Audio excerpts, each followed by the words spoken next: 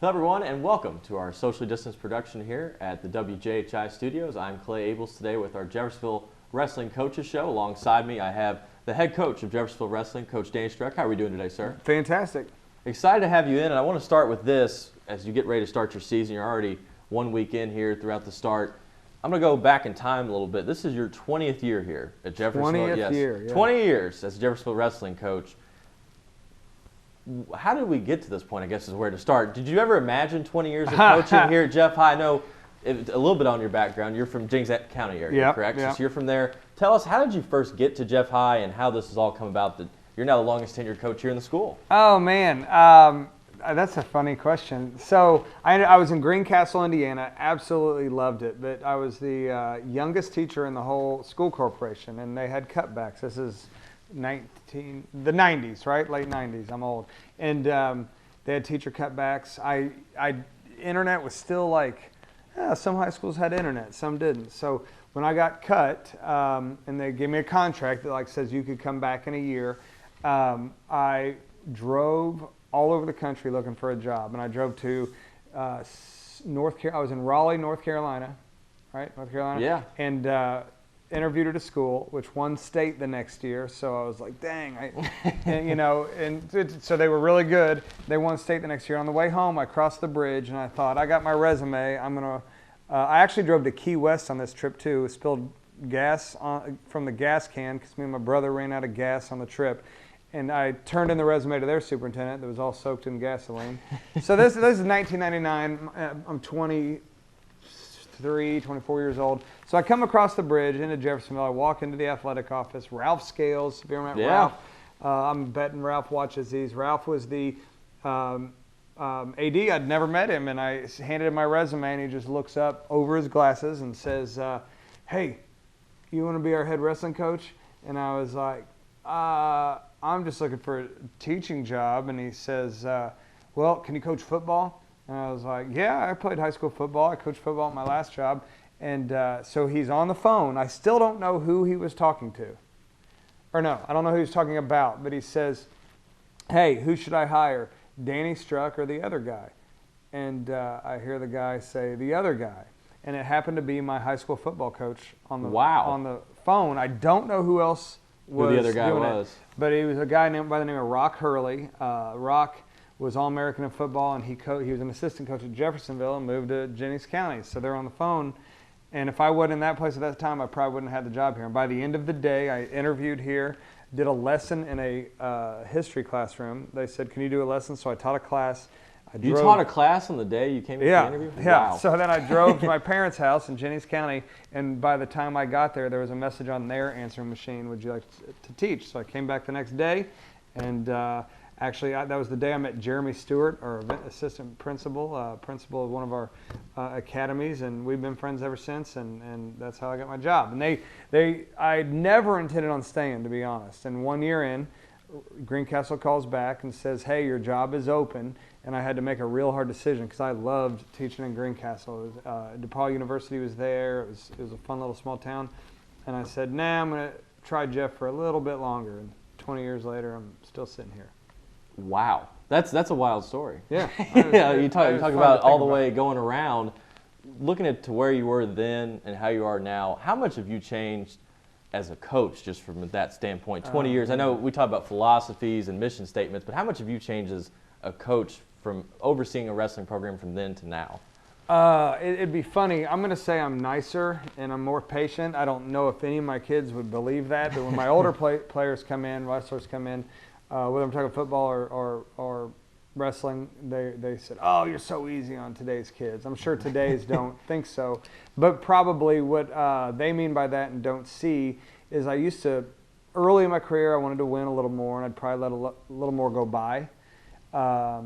And today, our wrestling team has done well enough. There's nothing I really need to win to make me feel better. It's all what they need. So I kind of, for lack of a better term, run off the problem earlier, and I can just sit there and be patient because I got all good kids on our team. We have 23 kids right now eligible for academic all-state. Well, if we get 7, I'll be hugely excited because eligible is different than getting accepted. So we have a different sort of kid out there, and my past wrestlers will come back and say, "You're so much nicer." Like, well, I don't have to be mean to them. My kids are great kids, so that's a little different. I've had 13 fairly major joint surgeries. I wrestled with the kids till I was 39. Then that year in the next year I had 5 more surgeries, plates, anchors, plastic pieces, everything in my body. So ever since then I've went to about 6 clinics a year, and I've made a goal of reading 50 books a year. I probably never read a book till I was 39. So in my early years, people would always say like, "Oh, you're really active and kind of hard-nosed." I had to recreate myself, and from 39 to now, people think I'm a bookworm and a little more patient, is what I would say people would say. But yeah, I study a lot more wrestling. I study a lot more just people coaching, whether it's military books or whatever, anything I can read to get it. So it's 6 in-person clinics and 50 books a year, and I think I'm changing more now in the last 5 years of coaching than I did in the first 15. So that's phenomenal, and I want to definitely talk on that a little bit more later, but I want to look now at the season that's ahead for you guys. I know last year you fell a little bit short trying to win that 4 straight sectional. I know this year you want to continue to improve in the right direction. Tell us a little bit about what off-season adjustments do you make? When you have a season at the end where the tournament doesn't go your way, what do you talk to your team about? Hey, we need to recalibrate in the summer to go to another level. We started having talks that moment. Most of the time, Sunday is I leave the kids alone, and I did leave them alone, but I think there was a little more like that Sunday wasn't a day of rest like a lot of people want. It was more of a let's start next year now. Now we still had regionals. We were runner-up at regionals for I think the 10th or 12th time. We've never won it, but we've been runner-up many years. We've changed our regional many times, whether Columbus East is in it and they're getting 3rd at state, or Floyd Central's in it, or Mater Dei's in it and they were state champs. Somehow the way we keep realigning regionals, we're the runner-up every year. So it's still a goal to win that, but instead of thinking about that in semi-state and state, which we had kids at all levels, I was already on to next year. So we were already having our kids that were out of the state tournament started their off-season, and we're already wrestling in off-season tournaments the very next week. And by the time we've hit this year, our kids have wrestled 582 off-season matches, averaging 16.6 matches per varsity kid. Because the goal, we were trying to see who could reach 50 or 40 first. And then Noah and Colin Kane hit almost 60. And you go back there through the lineup to where even our fall sport kids, they're the ones that, because they're doing what I want and in a fall sport, they had the lower numbers. So the average was 16.6, but we had kids pushing 60 off-season matches. And so it was really the push. I feel more relaxed right now in season than I did since February. And I was telling our Mr. Ayuzin, one of our principals, at lunch, his son wrestles and did a fantastic job this weekend, that when I was driving the bus to Indianapolis on Friday, as soon as I put it in drive, I felt like this huge weight lifted, because we weren't in off season anymore pushing to see how far I could push them. We were in season, and I can relax because now it's just whatever happens. And I think I was telling kids, confidence comes from doing everything you possibly can and then letting it go. And I think as a coaching staff and as a team, for the most part, we did everything we possibly could, and on Friday we just let it go. And I felt that sense of relief for this season. Tell us a little bit about, I know you just mentioned Nate Ihus and coming back, but some of the returning talent that you have. I know you had some great competitors on last year's team, but also who are some of the new faces people want to keep an eye on for Jeff Wrestling this year? All right, I'm just going to run through our varsity lineup real quick then. Sebastian Berry took a year off for COVID, and he jumped into our lineup at 106, and he's doing fantastic. He doesn't look like he took a year off.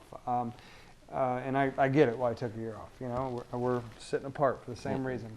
Aiden Stellato had a great soccer season. He's the only freshman in our lineup, but he was one that came to our off-season tournaments. We knew he might be a starter, so we're calling him up in 8th grade, and he's going with it. He got his first ever varsity wins as a freshman this weekend at 120. I'm going to have to come back to it in my head. I always know last year's lineup. 120, or Dawson Slaughter. Dawson Slaughter plays football, fantastic hands on the football team, little guy for it. He actually was a team effort, but it came down to the last match against Franklin Central. And it's like, hey, first-year varsity starter and your first ever varsity weekend. And he had to win for us to win.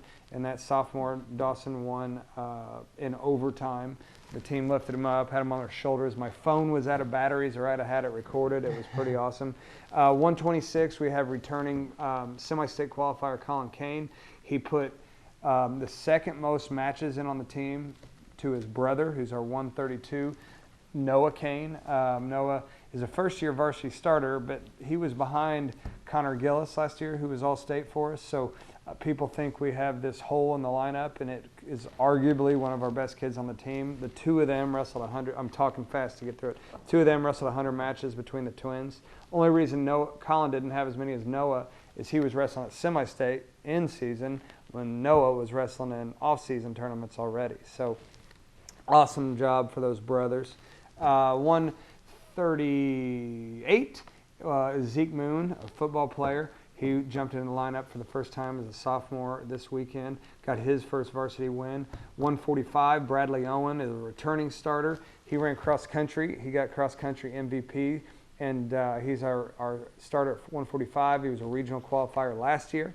152 is our returning sectional champ, Hayden Bartle. He's also a soccer goalie and was a semi-state qualifier. 160 is Colton Gettings. Colton last year, only varsity he ever wrestled was at sectionals. So he's worked super hard to say, this is my position. I'm not falling into it from COVID. Super proud of him for that. 170, Nate Iusen, who was sectional runner-up, academic all-state, and returning semi-state qualifier. Evan Clayton at 182, who's returning sectional champ or sectional runner-up, academic all-state, semi-state qualifier, and played linebacker in football. He's 82-95. At 82-95, depending on where Evan's at, we have Cody Shoemaker in there, probably pound for pound the strongest kid on the team, and Greg Shingleton, who was a semi-state qualifier last year. We'll see where Evan goes, see what they do. 220 right now is two seniors comboing, Kane Maharaj, who will be academic all-state, and Dylan Mauser, both two big, strong kids, put a lot of time in the weight room. And our main heavyweight, we have about 5 heavyweights because football did a nice job feeding us some guys. But it will be Colin Corbin, who comes out from under Matt's shadow, Matt Munoz, who was all-state for us twice. But Colin's going to cast a shadow on some others because he's a big guy and he's very strong, and he already is 6-1 on the season and doing a fantastic job. I want to transition here from when you talk about your men's wrestling team to your women's wrestling team. We've seen a huge, I think, development throughout the state of Indiana with girls wrestling. Tell us a little about Jeffersonville girls wrestling and really where you think girls wrestling is going to go throughout the state of Indiana over the next 5-10 years. So I'll start with where it's going to go. I'm positive there will be women's wrestling in Indiana very soon. I thought we'd be ahead of the curve, but just due to rules beyond Indiana's control, like Title IX laws, all that kind of stuff, just because one state gets women's wrestling first doesn't mean they like it better or worse. They might not have had sanctioned girls soccer before or girls lacrosse. Like to get Title IX to work, there's a lot of moving parts that people don't get. So Indiana might be late to the charge in having girls wrestling actually sanctioned. There's possibilities that Indiana is going to be the leader in it, though. No state has Olympic-style wrestling as what we do is folk-style wrestling. And women's will wrestle like you saw in the Olympics, or like if you watch WWE, Tamara Mensah-Stock was on WWE the other night. She's the world champion and world gold medalist, and she was on there. And so that famous person you guys see, Indiana, it's possible, will be the first ever Olympic wrestling sanctioned state. Instead of being one of the last states to get women's wrestling, it could be the first to do it right. Iowa just started girls wrestling, the first Division I program to have girls wrestling. They also were boys national champs, and they hired the world's bronze medalist Clarissa Chun to be their coach. And it's real interesting. They're going to be freestyle in college. They're going to be Olympic style in college. Indiana might be the first state to feed into that. And on the Olympic team, we had 2 Olympians. Only 6 weight classes in Indiana had 2 girls on the Olympic team. So that's kind of where Indiana's going with it. I'm our Coaches Association president, so I kind of know where it's going because I'm the one that's making the pitch to our state association. So my pitch to them is Olympic-style wrestling. But with our girls team, we have 8 girls on the team this year, which might not sound like a lot, but for not having it sanctioned as a sport, I mean, that's a lot of girls for a non-sanctioned sport. They went this weekend. I think 6 of the girls wrestled, and they got 20 matches in between those girls, and they're doing fantastic. Emily Velasquez is one of the leaders coming back. She won 3 matches this year, or the weekend, lost 1.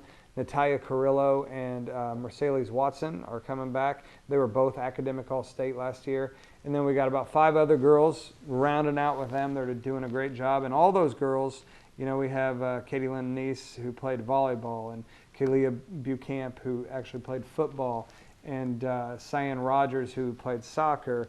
We have Joe Imes. Like, most of them did a fall sport and came in like just ready to go. So we're real excited about them. And we're trying to line up a couple of actual women's only tournaments for them. There's not very many out there, so a lot of times they're competing against the guys, but when we can, we're going to try to get them against the girls. I know as you get into November, December, you start to have the big tournaments coming around.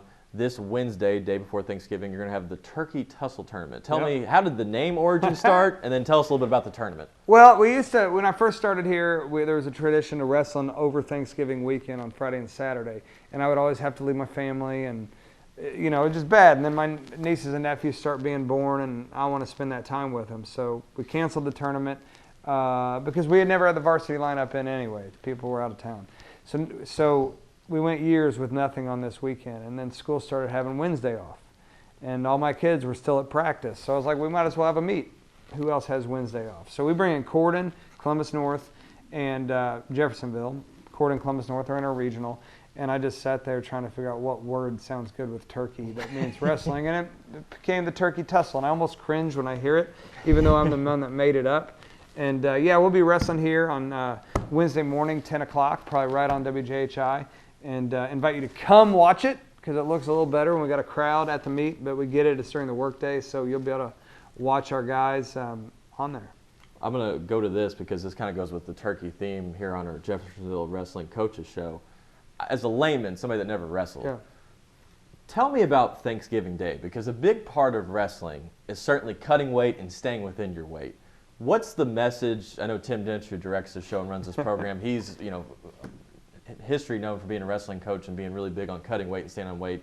As a wrestling coach yourself, what's the speech, the conversation? Do you do a food breakdown of what they can have? How do you do that so the guys don't come in next week and, you know, they're 10 pounds overweight? I mean, what's the way as a coach you handle that? Kids are going to do what they want to do, right? So all we can do is give them the parameters. Now, one thing we're lucky about is our kids are in shape.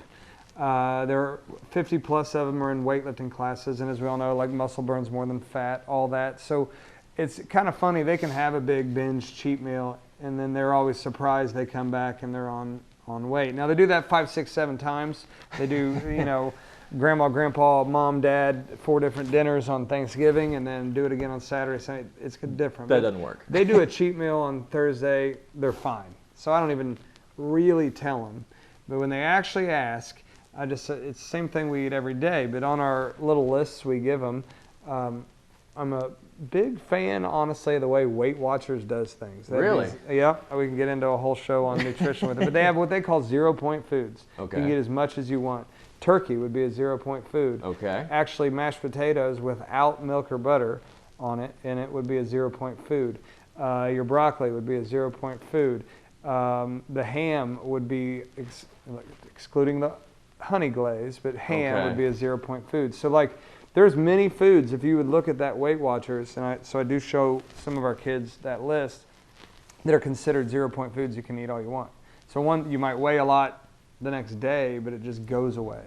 Okay. Your body makes things go away. So, I guess the real killer is probably what, dessert? That's dessert. Probably all the cranberries and the chocolate pies and all that stuff. Yeah. That's probably the worst part, I guess. It's funny, though, like, if you would look at a can of pumpkin, because who really makes real pumpkin pie anymore? But if it's real fruit, right? Right. Pumpkin's a fruit. If you look at that can and what's in it, it's actually super healthy.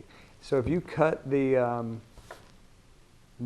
crust off, like Mr. Dench talked about, yes. You really only have... You can eat the pumpkin of the pie, but not the It's crust. a fruit with some butter and sugar in it instead of this big thing. So we'll tell them that. But honestly, our kids are pretty on weight. We don't have anybody cutting a lot of weight, so I hope they go enjoy it. I hope maybe they teach somebody else how to eat a little healthier. But do you follow The Rock on Instagram? I do, yeah. It's like The Rock, his epic cheat meal on Sundays. Okay. They should eat that epic cheat meal, and then Saturday, Sunday, Monday, get right back to where they were. This is the last question I'm going to ask on this. Is there any value, because usually people do Thanksgiving at lunch and dinner. Is there any value in doing like a big run? Because you see all the turkey day, like with the runs, like all the 5Ks. Is there a big value in, hey, you can eat all you want, but let's do a big run before to burn some calories out? There absolutely is. For the general population, I would say no, because when I tell you how much I weigh, it's really a general amount. Like I weigh 230 some days, 228 some days, 232 some days. So I'll just say 230. But in a wrestler, that they need to weigh 120.1, 120.2 to meet that class. That a couple extra calories being burnt is exactly what they needed to make weight the next time. So sparking their metabolism is something we will talk to them about on a Thursday. And then on Friday, Saturday, what we'll actually do for practice, we've wrestled 8 dual meets coming up to Thanksgiving. Hopefully they go spend time with their family. We don't have mandatory practice on Friday or Saturday. We tell them that if you're out of town, it's excused. If you're in town, you need to be here. And we'll do practice outside so that we're social distanced on those days. So not only do we get back together and just work out because of the calories burnt, we'll also be working on social distancing. So on a Monday, if somebody has a cold or some COVID symptoms, we'll be able to say, when was the last time they were together? Oh, man.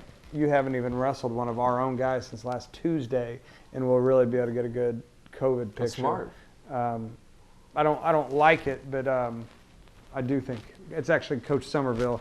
I would be like, no, let's practice, and he's like, hey, that's a fantastic idea, Joe. So Coach Somerville actually said, hey, we should just have them outside and see what happens on Monday. So they're going to bundle up because it's supposed to be 39 degrees and sunny on Friday and 46 degrees and sunny on Saturday. They're going to bundle up 1 hour. Parents drop them off, see them in 1 hour. So it works out smoothly. Yeah.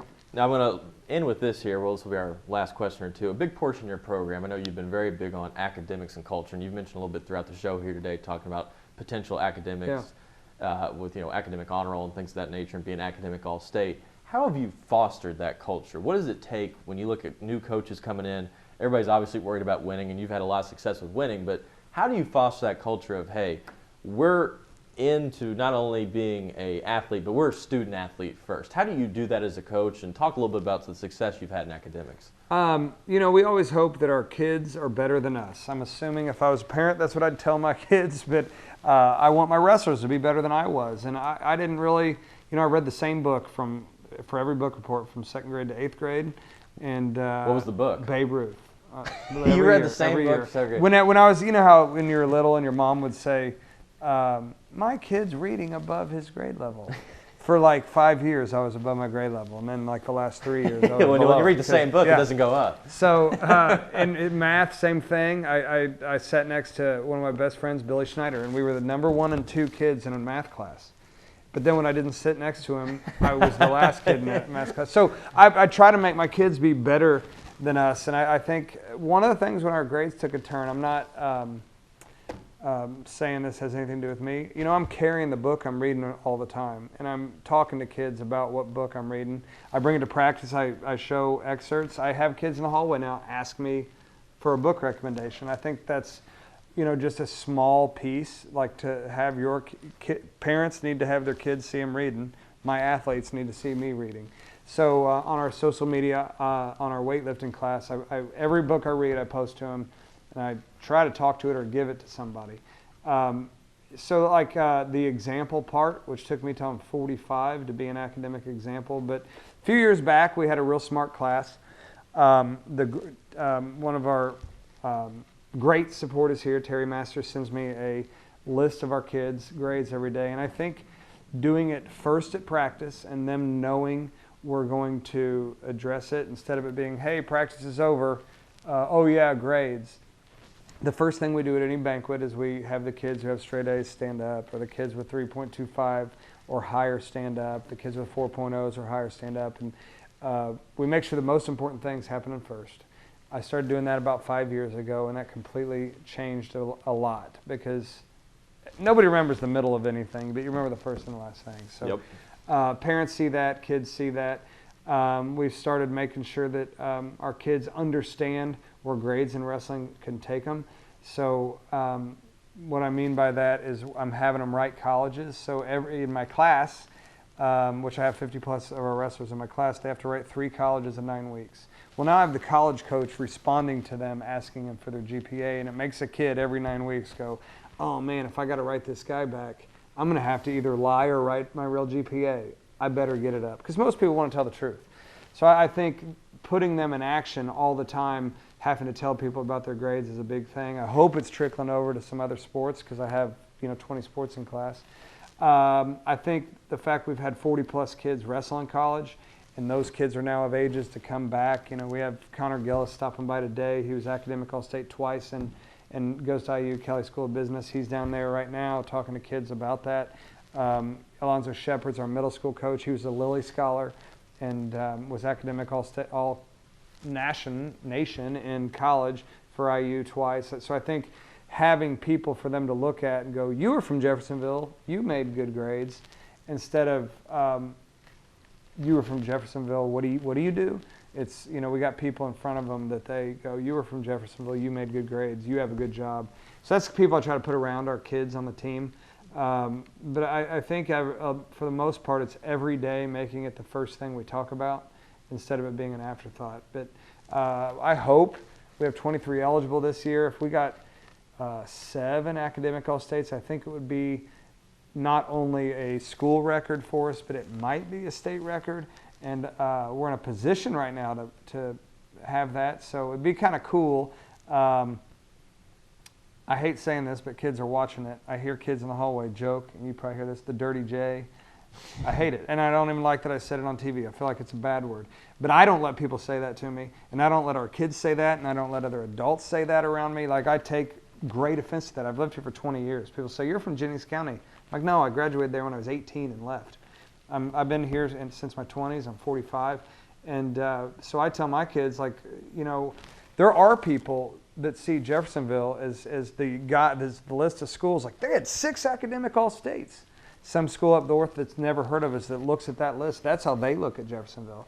Or at the Hall of Fame banquet, when I have to go pick up 2, 3 academic All-States, and they're going Jeffersonville with the most academic All-States. 2 years in a row, our wrestling team was the highest GPA in the entire state. 2 years in a row. People in northern Indiana that don't know about Jeffersonville, that's how they see us. And I want our kids to see themselves that way. So I don't let them use that word. We talk about academics, and I don't know. It's a rant that I could keep going on, but I don't let our kids do it. It's a great thing, and it's certainly paying off in your area, to say the least. And this is the final thing I want to wrap up on. I feel like you've been certainly the king of this area, and that's the dual sport athlete. You've been really that's my favorite topic. You've been pushing that since the day I've been here. I know long before I've been here. You've been on top of that more than anybody, and I think you've done a great job. Really, the whole athletic department's really embraced that. I know Coach Grants has with the basketball team, Coach Parker, Coach Briscoe, everybody, Coach Voiles as well.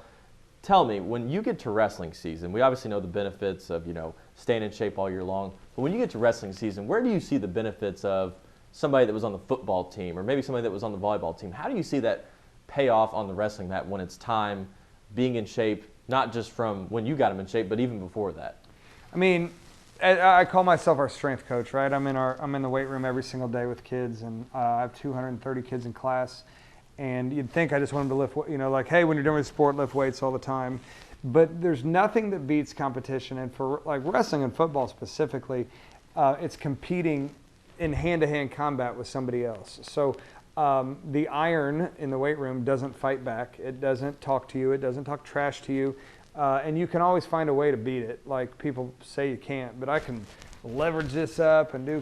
But a person is trying to take away what I want, and that, on the football field, on the wrestling field, and that's a big deal. So the competitive mindset for playing another sport transcends all that. So, you know, I have Dawson Slaughter, who wrestles 120 pounds for us, that is on the varsity football field at 120 pounds. When he comes out to the wrestling mat, 120 pounder, he's like, these guys are little. You know, he's looking across like these are little. And then I can go up to my big guys, and Colin Corbin, he's used to maybe as a defensive tackle having two, you know, people try to block him, and he's taken on 2-on-1 when he's doing it. Now it's 1-on-1. Like, it just becomes easier and smaller when you're out there. And if you flip it for wrestling, you know, I'm by myself.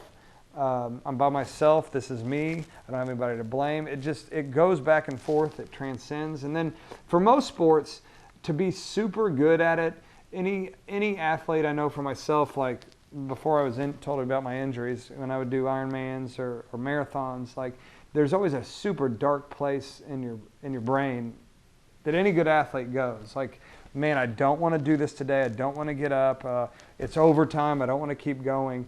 And other sports can take you there. And I'll say wrestling is the king of taking yourself to a dark place. When somebody's got your head pressed in a mat and you haven't ate for 2 days, my kids should eat. But, you know, like all these terrible things are happening. And now I have to find a way to win. Like, there's no weight room or anything like that can really teach them that. And then all the side stuff, like if I can get a kid to go play football for Coach Parker, like there's a super awesome role model for a kid. If I can get him, I mean, any sport, you know, like I wish I could get some guys playing baseball. Wrestling and baseball are way different in sport than that. But if I could get a guy around Coach Ellis, look at how his kids do academically and athletically. So if I tell a kid that he should be only doing my sport, I tell a kid if he says only, you know, if your coach says only do my sport, I'm like, what are you trying to do with that kid? Like, what do you get out of that? Eventually that guy graduates and that kid is going to have to go be a dad, and, you know, like, well, shouldn't it be great for him to have all these things to show his kids? So I want our kids to grow up to be good dads, now to be good moms, and I think to do that they have to have a wide range of stuff. And if I can have awesome role models and all that coming back, I mean, I could go on this forever. Like, it is my favorite topic, more than wrestling, more than the weight room, being in a multiple sport. Next week, we'll be handing out our Multisport Athlete T-shirts to all our kids in wrestling that did more than one sport. And just so they know, hey, look, we take a portion of our budget every year and make sure we celebrate you. So I don't know how to close that, but other than it means a lot to me, and I hope people gather that. I always get somebody will say, but you really want them to wrestle year-round, and just tell them that. I'm like, no, I want them to do both. Champions do more. So, like, somebody will say, but you just took them to Iowa and Cincinnati and Fargo, and yeah, but I didn't say quit the other one. You know, like, back when in my day, and you're not that young, where you had people, or you were maybe doing two sports, and were like, God, I had middle school basketball practice at this time, and then I got baseball later in the day. It's the balance. Yeah, like you got to find it. Teaching kids balance, and now we say, don't balance, just do one. And I think those kids struggle later because they never struggled earlier. So it's just a big deal to me, not because it's my opinion, but because it's right. It makes schools better, it makes communities better, and it makes kids better. I'll tell you what, and like you said, we can go all down the topic, and I'm 100% in agreement with you. You see a lot of success, not just from your kids, but the football players and everybody that joins in on doing the dual sport. It makes a huge impact. Well, Coach, I know you've got to run, you've got some practice, and I know you've got a big match on Wednesday. Again, reminder, that is the Turkey Tussle. That's going to be 9 a.m. That'll be Wednesday here at Jeff High. Make sure you come out and support, or if you can't, watch it on WJHI. We'll have it here for you. But for Coach Struck, I'm Clay Abel saying so long, and thank you for tuning in to our Jeffersonville Wrestling Coaches Show. Just a reminder, you can watch this show on TV cable 184, along throughout the week listening on radio at 98.5 FM and streaming audio at WJHI.com, along with on our social media pages at Facebook, Twitter, and Instagram. For Coach Struck, I'm Clay Abel saying so long, and we'll see you next time on our Jeffersonville Wrestling Coaches Show.